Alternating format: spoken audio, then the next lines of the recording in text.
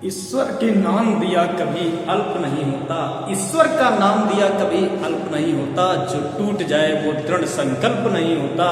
हार को जीत से दूर ही रखना, हार को जीत से दूर ही रखना, क्योंकि जीत का कोई विकल्प नहीं होता। जय हिंद दोस्तों, नेक्स्ट वीडियो में आप सभी का स्वागत है।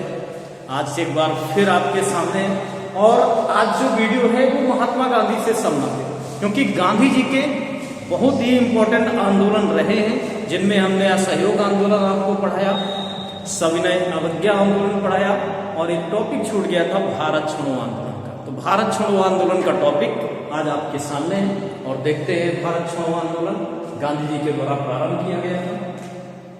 तो ये जो भारत छोड़ो आंदोलन है, ये कब और कहां से स्टार्ट हुआ? तो सबसे पहले ये जो भारत छोड़ो आंदोलन है, ये 9 अगस्त 1942 को मुंबई से प्रारंभ हुआ। मुंबई के ग्वालियर टैंक में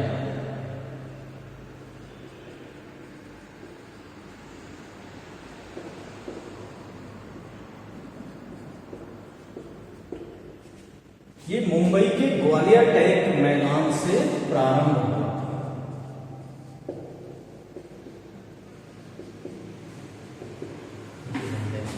और इस आंदोलन का उद्देश्य क्या था? तो इस आंदोलन का उद्देश्य था अंग्रेजी शासन को घुटनों पे लाके खड़ा कर देना और भारत से यहां से भगा देना, ये उद्देश्य था।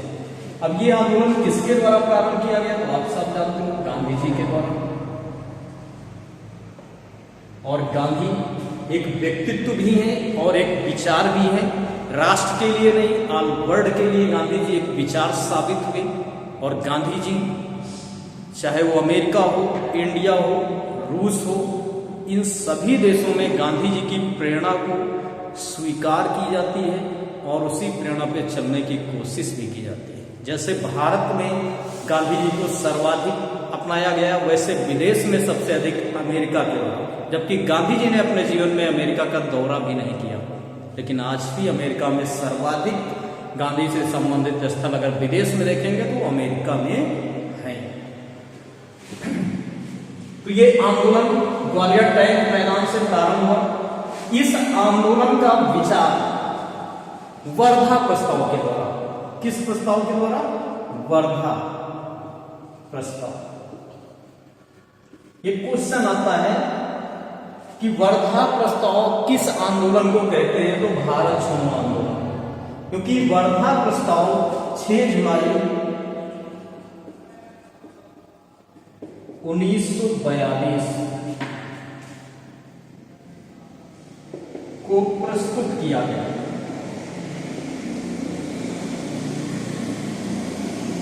यानी इस भारत छोड़ो आंदोलन के प्रारूप पर चर्चा कब हुई? तो वर्धा प्रस्ताव के द्वारा, वर्धा नामक एक स्थान है, वहां पर 6 जुलाई 1942 को चर्चा हुई। उसी को बोला जाता है कि 6 जुलाई 1942 को वर्धा प्रस्ताव प्रस्तुत किया गया। अब ये प्रस्ताव पारित कब हुआ? तो ये भी 14 जुलाई 1942 को वर्धा प्रस्ताव पारित किया गया। 14 जुलाई 1942 को वर्धा प्रस्ताव पारित किया गया, यानी भारत छोड़ो आंदोलन का प्रस्ताव पारित किया गया।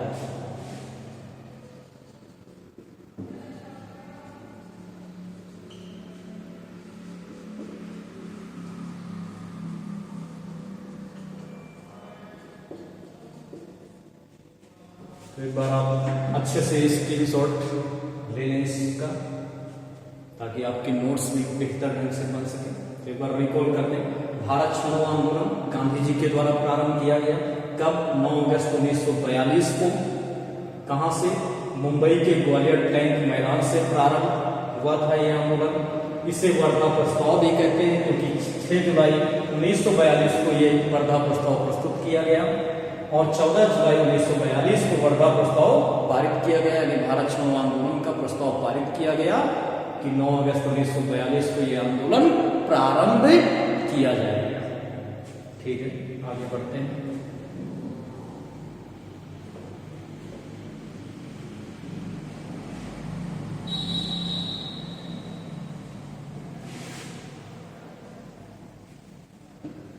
इस आंदोलन को अगस्त क्रांति के नाम से भी जाना जाता है और इस आंदोलन को स्वस्फूर्ति आंदोलन के नाम से भी जानते हैं। सबसे पहले भारत छोड़ो आंदोलन को अगस्त क्रांति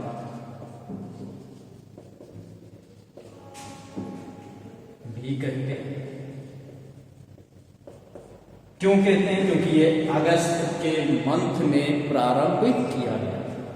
दूसरा, इसे स्वस्फूर्ति आंदोलन भी कहते हैं।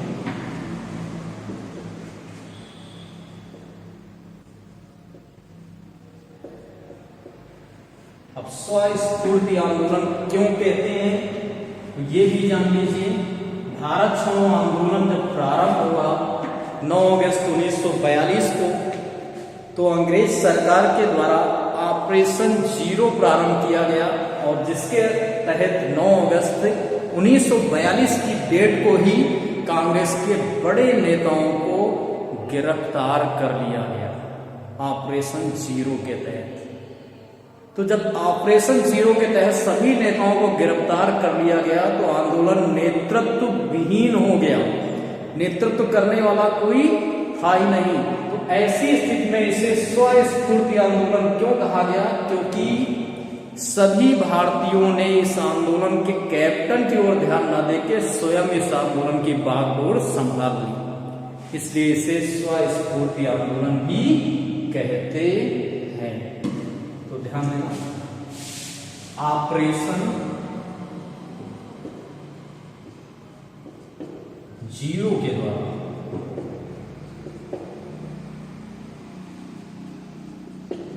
नौ अगस्त 1942 को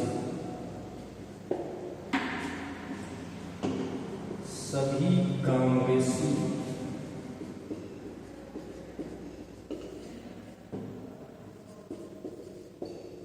नेताओं की गिरफ्तारी की गई।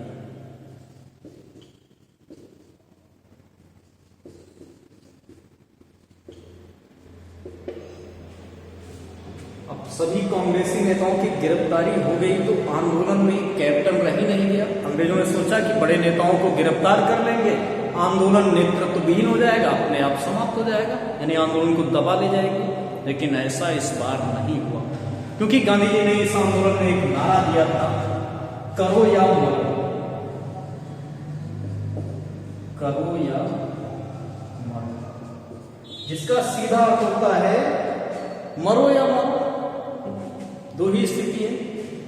तो भारतीयों ने समझ लिया कि ये आंदोलन को हम अपना आंदोलन समझ के अंग्रेजों को भगाने का काम करें, यहां से भगा दें तभी बेहतर होगा। तो अंग्रेजों को भगाने के लिए भारतीयों ने अंग्रेजों के सामने घुटने नहीं टेके, बिना कैप्टन बिना नेतृत्व के ही सभी भारतीय इस आंदोलन में अंग्रेजों से लोहा पे लोहा लेते गए और सफल भी हुए।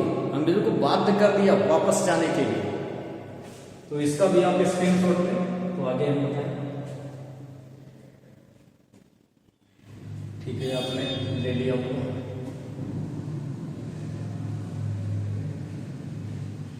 अब जब सभी की गिरफ्तारी हो गई तो गिरफ्तार किए गए जो नेता हैं इनको अलग अलग जेलों में कैद किया गया।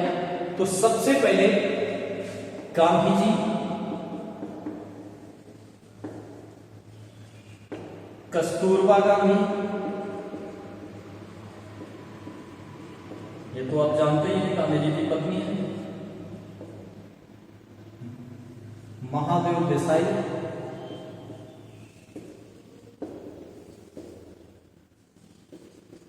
इनसे भी आप परिचित हैं, और सरोजनी नायडू।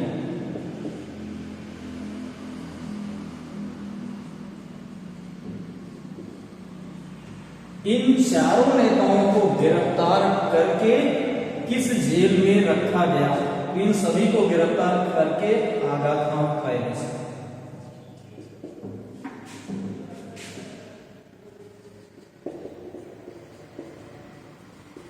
आगा खां पैलेस में नजरबंद कर दिया।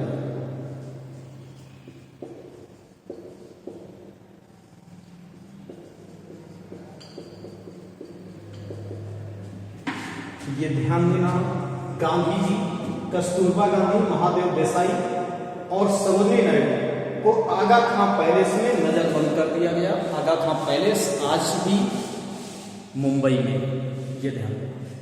अब इसमें से कस्तूरबा गांधी और महादेव देसाई, इन दोनों की उसी पैलेस में आंदोलन के दौरान मृत्यु हो गई। ये भी क्वेश्चन इंपॉर्टेंट। दो लोगों की मृत्यु हुई थी आगा खां पैलेस में।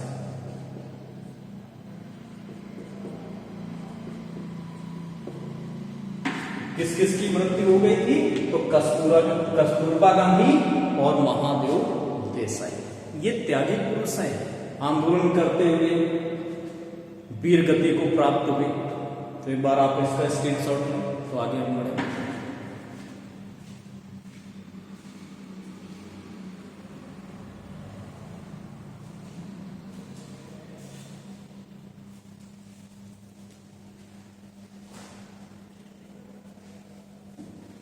ठीक है, आपने स्क्रीनशॉट ले लिया होगा अच्छे से। इसके बाद नंबर आता है जवाहरलाल नेहरू यानी जेएल नेहरू, मौलाना अबुल कलाम आजाद,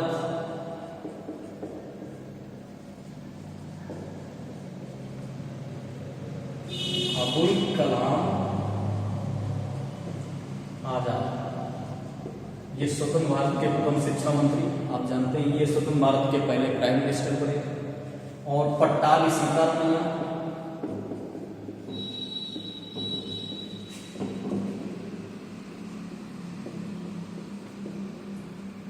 जेबी कृपलानी,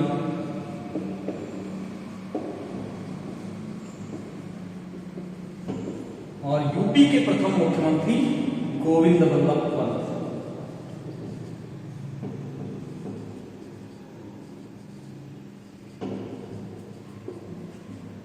इन नेताओं को मुंबई की अहमदनगर जेल में कैद कर दिया गया।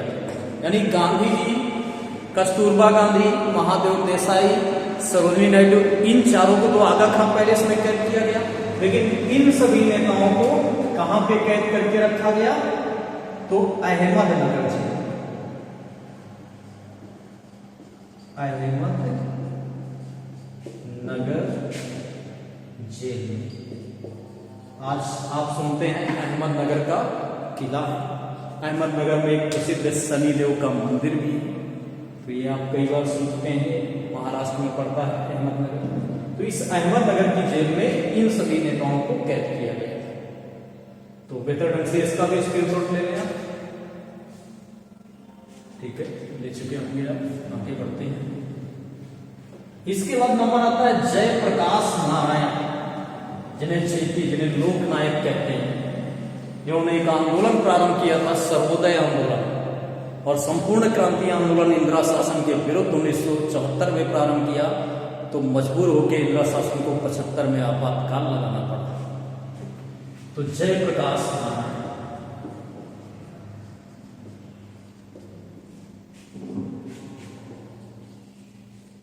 इनको किस जेल में कैद किया गया?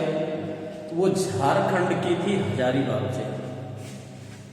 उस जेल का वर्तमान में नाम क्या है? जयप्रकाश नारायण जेल नाम है, उन्हीं के नाम पर रख दिया गया। तो इन्हें हजारीबाग जेल में कैद किया गया।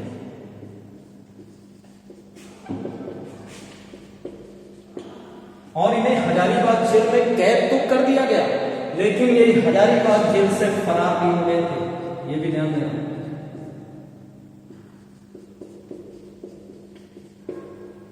क्योंकि जयप्रकाश नारायण कहते थे अंग्रेजों में कोई ऐसी शक्ति नहीं जो जयप्रकाश जेपी को कैद में रख सके। ऐसे महान क्रांतिकारी जयप्रकाश नारायण, इन्हें हम लोकनायक भी कहते हैं, उपनाम में लोकनायक, और शॉर्ट में इन्हें हम बोलते हैं जेपी। ये तो महान क्रांतिकारी। और इसके बाद नंबर आता है भारत के पहले राष्ट्रपति, ये भी आंदोलन में शामिल थे, इन्हें भी कैद किया गया। तो डॉक्टर राजेंद्र प्रसाद, डॉक्टर राजेंद्र प्रसाद इनको कहां पर कैद किया गया? तो बांकीपुर जेल।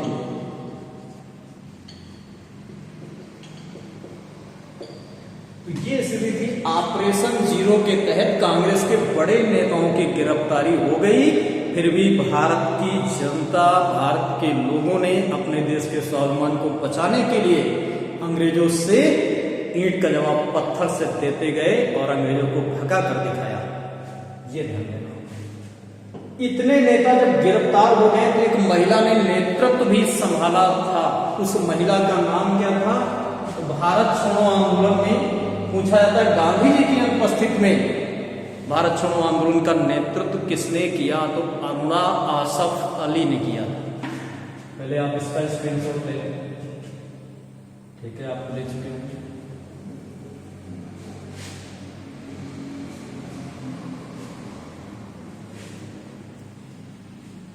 भारत छोड़ो आंदोलन का नेतृत्व गांधी जी की अनुपस्थिति में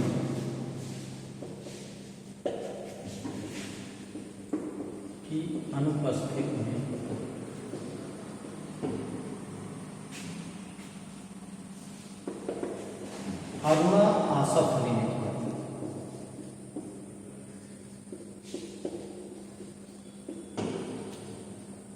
किसने किया? अरुणा आसफ। और ये लेडी यानी महिला। ये क्वेश्चन भी बहुत इंपॉर्टेंट है। और एक और क्वेश्चन बनता है कि भारत छोड़ो आंदोलन का दक्षिण भारत से नेतृत्व किसने किया? तो इस आंदोलन का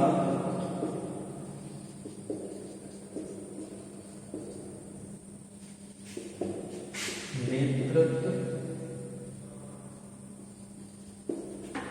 दक्षिण भारत से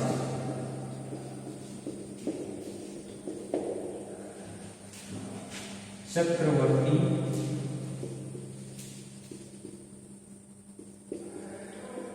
राजगोपालाचारी ने किया।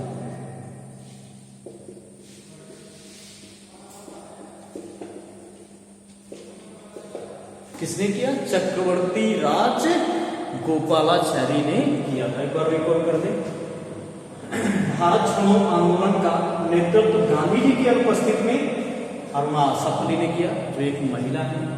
इसके बाद इसी आंदोलन का नेतृत्व दक्षिण भारत से तो चक्रवर्ती राजगोपालाचारी ने किया था। जो प्रथम एवं अंतिम भारतीय वायसराय, भारत के व्यक्ति वायसराय कौन बनाए गए थे? चक्रवर्ती राजगोपालाचारी। तो इसका भी स्क्रीनशॉट आप ले लें। ठीक है, आप ले चुके हैं।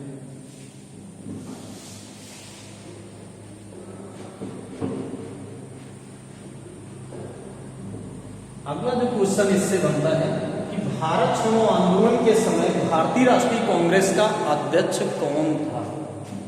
तो भारत छोड़ो आंदोलन के समय कांग्रेस का अध्यक्ष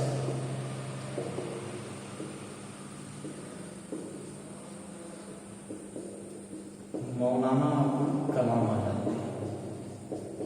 मौलाना अबुल कलाम आजाद। ये तो भारत छोड़ो आंदोलन के समय कांग्रेस के अध्यक्ष कौन थे? तो मौलाना अबुल कलाम आजाद। तो इसका भी स्क्रीनशॉट ले लें। तो ये था भारत छोड़ो आंदोलन, जो एग्जाम की दृष्टि से बहुत ही इंपॉर्टेंट है। और आशा है कि आप बेहतर ढंग से इस आंदोलन को पढ़ेंगे और नोट्स भी बनाएंगे, जिससे आपके एग्जाम में आपको सफलताएं मिलें। और मेरा चैनल लाइक व सब्सक्राइब करते रहें। ये आपकी जिम्मेदारी है, मेरी जिम्मेदारी मैं पूरी कर रहा हूं। और आगे भी अभी पॉलिटी के कुछ वीडियो शेष है, वो पूरे कराएंगे। एक गांधी जी का टॉपिक था, तो मैंने सोचा कि इसे पूरा करा दें। तो आज के लिए इतना ही। जय हिंद, जय भारत।